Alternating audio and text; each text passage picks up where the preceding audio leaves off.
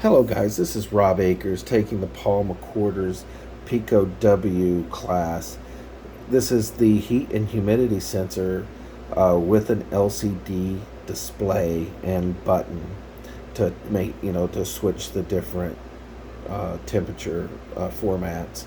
So again, you'll see that we have Celsius, and then when I hit the button, it's 7, goes back to Fahrenheit. Um, so that works. It's a little slow, and I'll explain why it's slow. Earlier, I've had a lot of trouble with my heat and humidity sensor.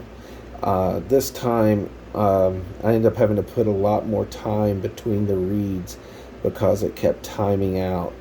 And I'll show you how I handled that in the code earlier or later. Sorry.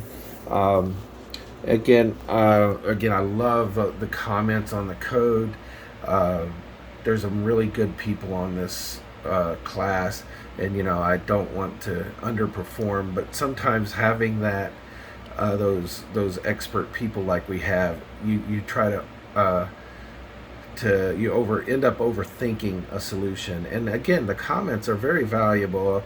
One of the people from the class coded last time that the array that I'd put in didn't buy me anything and actually cost me more. And he was actually right, because what happened is I had to include another library, which made the program longer or larger.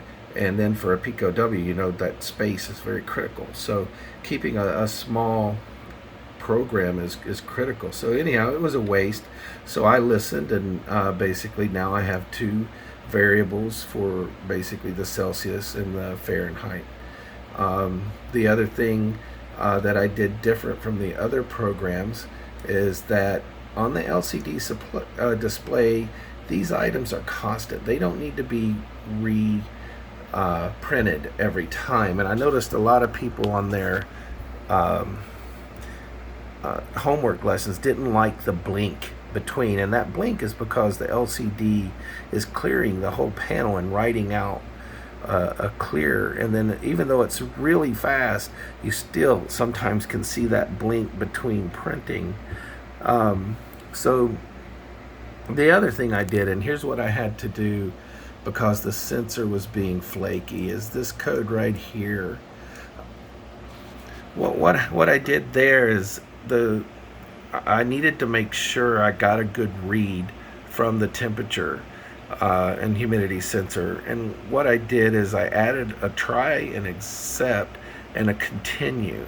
So what the continue does, if anyone doesn't understand, it basically says go back to the top of the while and start over. Don't execute any code below. So what this does now is that it'll keep reading until it gets a good read.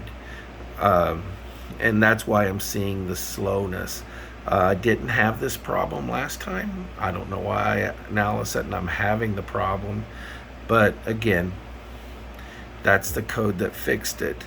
The only other thing that's unique to this program is that, again, here's the special character, which again, reading other people's questions and comments and their solutions is really good, guys. I encourage it. And one of the contributors indicated that this gave us a better percent value, like we get like when we were doing the print to the PC panel.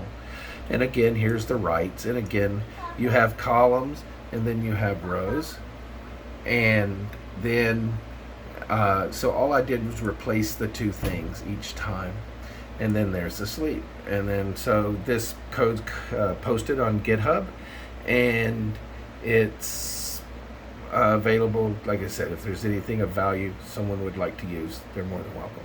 Again, thanks a lot, Paul. Thanks a lot for anyone that took the time to listen to me today, and I really enjoy the working with all the people in this class. Thanks. Bye.